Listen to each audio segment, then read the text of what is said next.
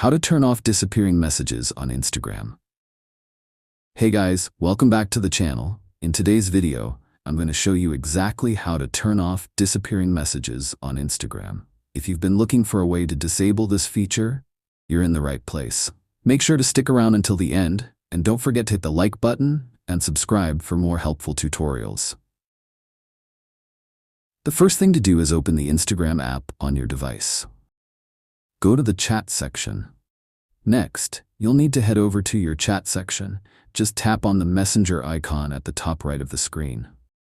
Once you're in the chat section, choose the chat where you want to turn off disappearing messages. After selecting the chat, click on the person's name at the top of the screen. This will open up the chat settings. Go to Privacy and Security. Turn off Vanish Mode, or you can easily turn off Vanish Mode when you scroll up on a chat.